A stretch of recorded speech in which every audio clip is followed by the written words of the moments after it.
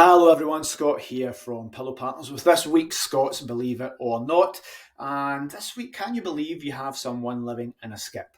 Not just an analogy, this guy is literally living in a skip. Let's have a little look. I'll show you the property first and then we'll tell you this guy's story. So this is this guy's home.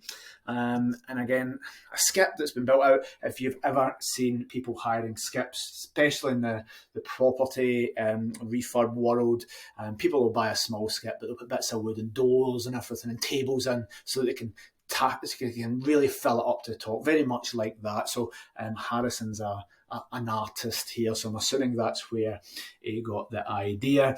So again, skips just fill it out, not a lot of space, but if you build it out and fill it with doors, you can maximise your costs. If it's a fixed price for a skip, you want as much in it as possible. So I suspect the artist that is Harrison has taken that idea and built a house. So pretty cool. Again, we look at it, there are videos here, you can see the inside a little bit more, but he has built this out.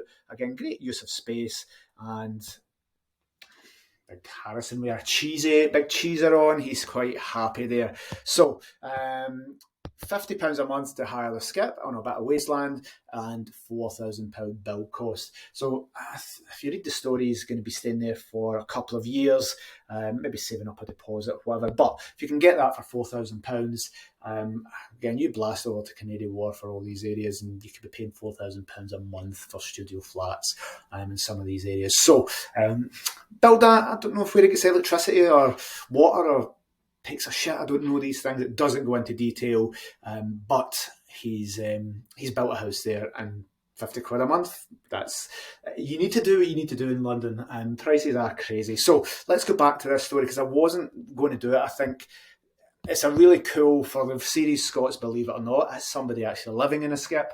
I only want to bring legit stories here. And the first headline is that meet the artist. So there's an artist. There's a red flag there who wants to make a statement in brackets. So is this a legit house, or is he just making a statement? There's videos, he appears to be living there, or is he just an artist trying to get his name out there? Either way, he's built this, he's spent the money, staying there for a few years.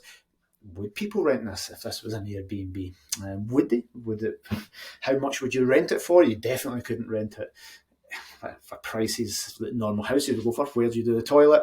And how safe is this? Would you ever be able to rent this to females? And would a female ever rent it? And I can see a fence there with an artistic shot through the chain link fence that's broken. So although this guy says he's staying there and rent it out after to help other Londoners get away from whatever, he is an artist making a statement. So is this a legit thing? Has he done this? Is it an artistic thing that will come out, just saying it's a protest, and next week he's gluing himself to bollards and throwing oil and stuff and smashing bank windows to make a statement? So I only want to bring things that are legit, but he has actually built this because I have seen videos.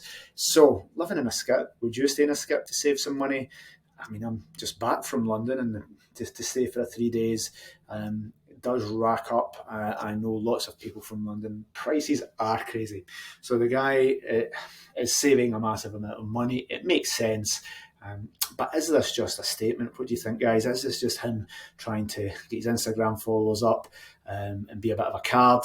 Or is he, because he is making a statement, he's said that in interviews, is this a legit thing where he stays?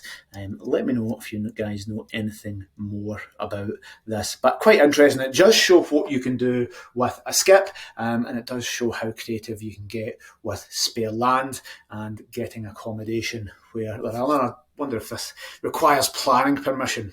I suspect it doesn't.